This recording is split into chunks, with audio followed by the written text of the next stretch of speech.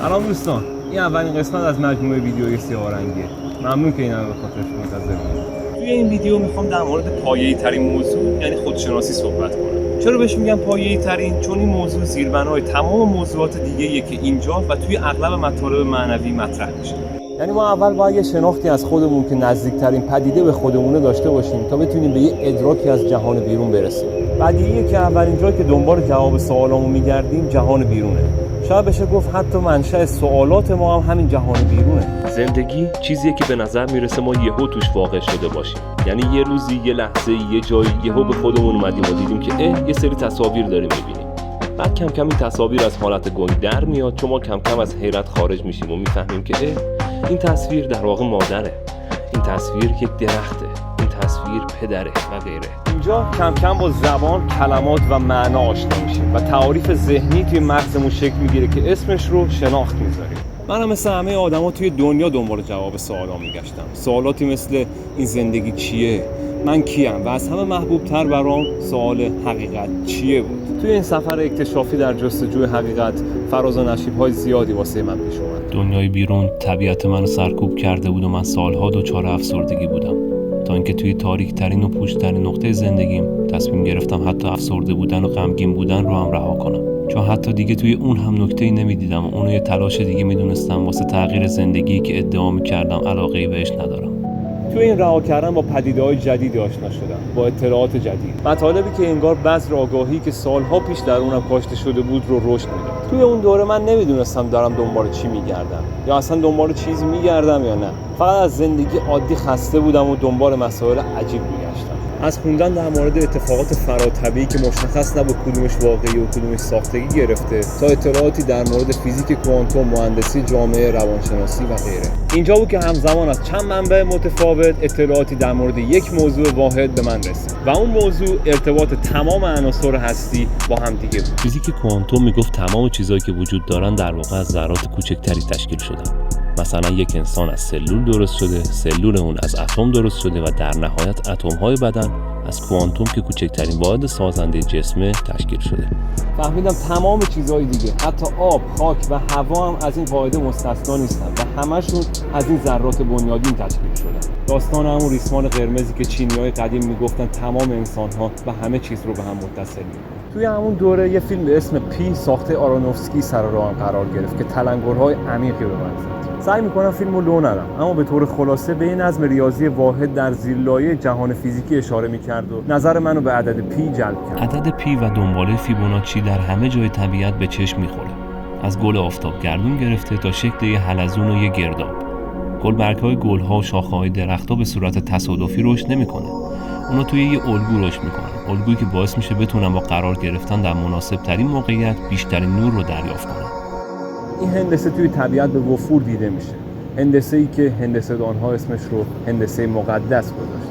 توی هندسه مقدس از نسبت طلایی و دنباله فیبوناچی که مرتبط با عدد پی هستن استفاده میشه. اقلیدوس، هندسه‌دان مشهور یونان باستان، نسبت طلایی رو اینجوری تعریف میکنه: وقتی نسبت کل یک خط به قسمت بزرگتر با نسبت بخش بزرگتر خط به کوچکتر برابر باشه، نسبت طلایی اتفاق افتاده. نسبت طلایی عدد ثابته، 1/618 که البته بی نهایت اعشار داره و اصطلاحاً یه عدد گنگه. حالا بیاید ارتباطش رو با دنباله فیبوناچی بررسی کنیم. دنباله فیبوناچی یه دنباله عددی در ریاضیاته که توش به غیر از دو عدد اول، هر عدد حاصل جمع دو عدد قبلی خودشه. مثلا 0 1 دوباره 1 که از جمع دو رقم قبلی خودش یعنی 0 به اضافه 1 به دست میاد، 2 که حاصل جمع 1 به علاوه 1، 3 که از جمع 1 به علاوه 2 به دست میاد، 5 که حاصل جمع 2 به علاوه 3، 8 13 21 و همینجوری تا بی نهایت ادامه داره.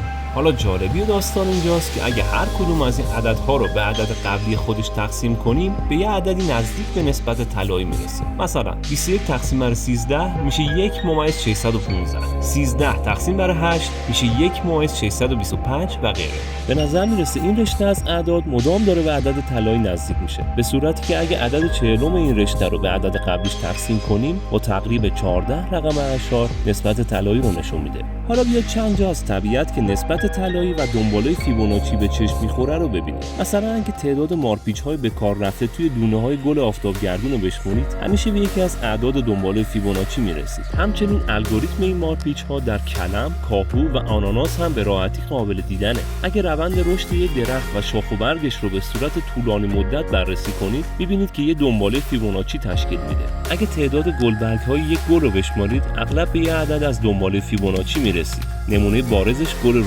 نشونه‌ها همه جا هستن، حتی توی بدن انسان. داوینچی اولین کسی بود که استخوان‌های انسان رو اندازه‌گیری کرد و نشون داد که متناسب با نسبت طلایی. اگه جلوی آینه برید و به چهره‌تون دقت کنید، میتونید این نسبت رو تشخیص بدید. توی سراسر بدن انسان نسبت طلایی و دنباله فیبوناچی قابل مشاهده است. حتی توی مولکول‌ها و مارپیچ‌های و رشته‌های دی ان ای ما. نسبت طلایی و فیبوناچی توی هنر هنرمندای بزرگ و امروزه حتی توی تحلیل بازار بورس هم استفاده میشه.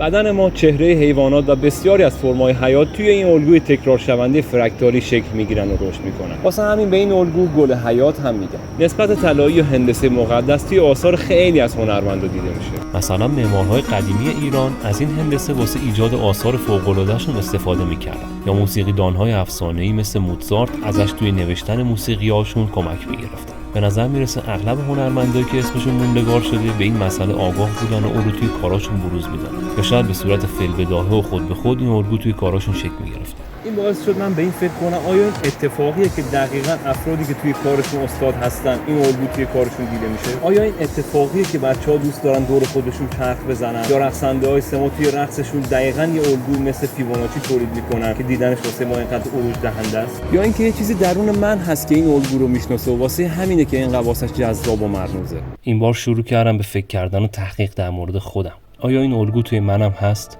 توی بدنم که بود و میدیدمش. از حلزونی توی گوشم بگیر تا نسبت اندازه دست و پاهم، حتی از سر انگشتم، دقیقاً همشون توی همین الگو و نسبت طلایی بود. تا اینجا من تمام قطعات پازل رو جلوی چشمام داشتم، اما درست کنار هم نچیده بودمشون. شعرهای فارسی چراغ راهم بودن و از هر وری واسم پیغام می آوردن، از مولانا و حافظ گرفته تا غیره. مولانا میگفت در هر فلکی مردمکی میبینم، هر مردمکش را فلکی میبینم. از طرف دیگه حافظ میگفت هر گل نوز گل رخی یاد همی دهد، ولی گوش سخن شنو کجا، دیده اعتبار کو. ظاهرا همه چی داشت سعی میکرد یه چیزی رو به من نشون بده، یه چیزی که اینقدر جلوی چشم بوده، دم دستم بود که ازش غافل شده بودم. تا اینکه یه روزی که حس عجیبی داشتم، یه چیزی منو به سمت جنگل کشوند. یادم نمیره اون روز داشتم واسه دوستام توضیح میدادم که همه چیز از اتم تشکیل شده و اون اتم ها از کوانتوم و الی آخر. حالا سوالی که پیش می اومد این بود که اصلا اون کوانتوم چیه؟ آیا منم یه اتم یا کوانتومم توی پیکره جهان؟ یعنی واقعا بنی آدم اعضای یک پیکرند و از یک گوهر؟ وقتی به جنگل رسیدم، این بار به جای اینکه یه نگاه عادی و تعریف شده به جنگل داشته باشم، برای اولین بار بدون تحلیل و قضاوت فقط حضور داشتم. این باعث شد که ذهنم بتونه خارج از باورها و افکار قبلیش صرفا مشاهده کنه. اینجا بود که دوستم از درخت یه غلاف که بذرهای خشک شده اون درخت داخلش بود رو چید و بازش کرد. چیزی که داخلش دیدم منو شگفت زده کرد. داخلش بذرهایی بود که واسه اولین بار متوجه شباهتشون با جنین انسان و موجودات دیگه شدم. دقیقاً مثل هم دیگه بودن. و از اون عجیب‌تر نقشی بود که روی پوسته داخلی اون غلاف دیدم. اون نقش دقیقاً شکلی درخت کامل بود. شکل درخت مادر. یعنی دقیقاً جنین درخت و نقش بالغ شده درخت کنار همدیگه توی یک غلاف کوچیک بودن. تلنگر بزرگی خوردن. فهمیدم که کل زندگی توی یک مقیاس کوچیک کنار همدیگه جمع شده. و جنین همون پدر مادر و پدر مادر همون جنین و بچه. توی اون جنگل بارها گشت و گذار کرده بودم و از دیدن میوه کاج‌ها یا از پرت کردنشون لذت برده بودم. این بارم یه میوه کاج برداشتم، ولی این بار مثل همیشه نبود. این بار الگو رو داخلش دیدم و تشخیص دادم و بعد به طور اتفاقی وقتی اونو جلوی یه درخت کاج بالغ گرفته بودم، شباهت بین این میوه، این بذر با این درخت مادر یه تلنگر دیگه به من زد. آیا این میوه در واقع همون درخته؟ یه لحظه صبر کن ببینم. یعنی من و بابام یه نفریم؟ جواب بله. طبیعتی الگوی تکرار شونده است که در این حال هر بار منحصر به فرد بودن خودشو داره و ما اسمشو فرکتال گذاشتیم، یعنی یه الگوی خود مشابه.